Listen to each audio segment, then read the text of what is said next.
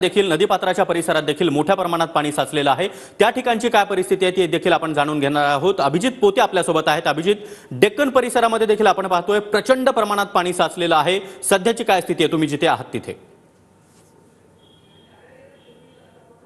पावसाचा जोर जो आहे तो वाढलेला पाहायला मिळतोय आणि धरण साखळी क्षेत्रात जो कंटिन्यू पाऊस झाला त्यानंतर धरण साखळी क्षेत्रातून पाण्याचा विसर्ग शहराकडे करण्यात आलेला आहे, मुठा नदी पात्राकडे करण्यात आलेला आहे आणि मुठा नदी पात्र जो डेक्कन परिसराला लागून आहे आणि जवळपास 35,000 पेक्षा अधिक क्युसेक पाण्याचा विसर्ग कालपासून जो आहे तो करण्यात आलेला आहे आणि त्यामुळे डेक्कन परिसर, नदीपात्र परिसर आणि बाबा भिडे पूल परिसराच्या आजूबाजूची घरं आहेत, जी हॉटेल्स आहेत, त्या सगळ्या आस्थापनांमध्ये घरांमध्ये आता पाणी शिरलेलं पाहायला मिळते। अनेक लोक या परिसरात देखील पाण्यात अडकून पडलेले आहेत। कमरेभर पाणी या सगळ्या परिसरामध्ये साचलेलं पाहायला मिळते। पावसाचा जोर मात्र अजून देखील सुरू आहे आणि स्थानिक प्रशासन डेक्कन परिसरात मात्र अजून रेस्क्यूसाठी पोहोचलेलं नाही। अनेक लोक अजून सुद्धा या हॉटेलमध्ये, घरांमध्ये अडकून पडलेले आहेत।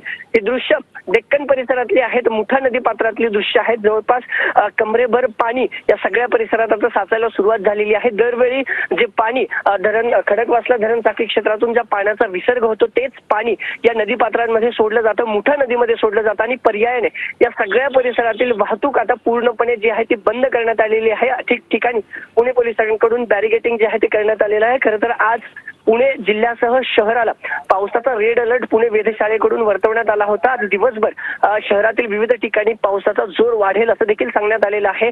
आता आपण पाहतोय की सिंहगड रोड आणि डेक्कन परिसरातली दृश्य आपण दाखवली, पण त्यासह वारजे असेल, हडपसर मधला काही भाग असेल, मुंडवा असेल किंवा कर्वेनगर, शिवणे असेल, या भागात देखील कालपासून जोरदार पाऊस आहे। तिथे देखील काही प्रमाणात पाणी साचायला जी सुरुवात आहे ती झालेली आहे। अनेक शाळांमध्ये पाणी भरलेलं आहे, अनेक आस्थापनांमध्ये पाणी गेलेलं आहे।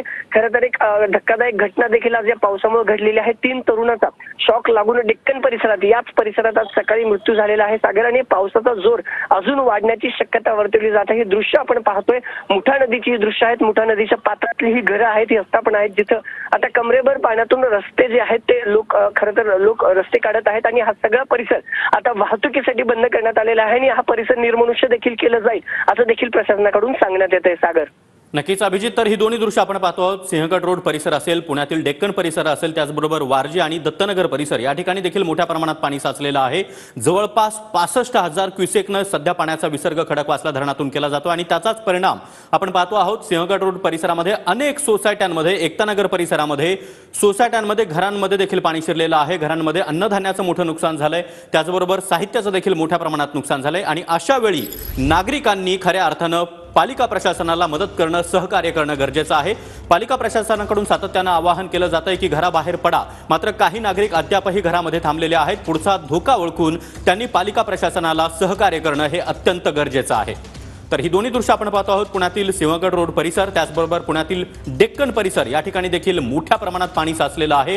पुणेकर नागरिकांनी खबरदारी घेणं गरजेचं आहे।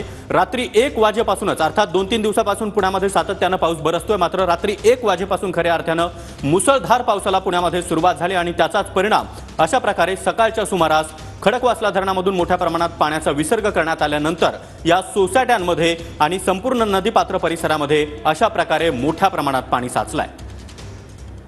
तर पुण्यामध्ये आज देखील रेड अलर्ट जारी करण्यात आलेला आहे, त्यामुळे पुणेकर नागरिकांनी खबरदारी घेणं गरजेचं आहे। सध्या सिंहगड रोड परिसरामध्ये पालिका प्रशासन, आपत्ती व्यवस्थापन विभाग, त्याचबरोबर अग्निशमन दलाकडून बचाव कार्याला सुरुवात करण्यात आलेली आहे। या ठिकाणी बोट देखील दाखल झालेली आहे आणि नागरिकांना आवाहन केलं जातंय की वेळीच घराबाहेर पडा, पुढचा धोका ओळखा आणि प्रशासनाला सहकार्य करा। दरम्यान काही वेळातच या ठिकाणी मोटार बोट देखील दाखल होणार आहे, त्यामुळे लांबपर्यंत ज्या सोसायट्या आहेत, ज्या पाण्यामध्ये मोठ्या प्रमाणामध्ये गेलेल्या आहेत, त्या सोसायट्यांपर्यंत पोहोचणं शक्य होणार आहे आणि त्या ठिकाणी अडकलेल्या नागरिकांना देखील सांगितली गाडी जाऊ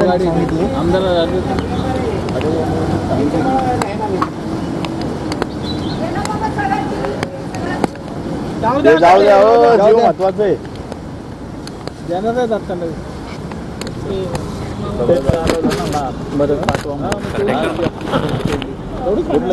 आहे तो पूर्णपणे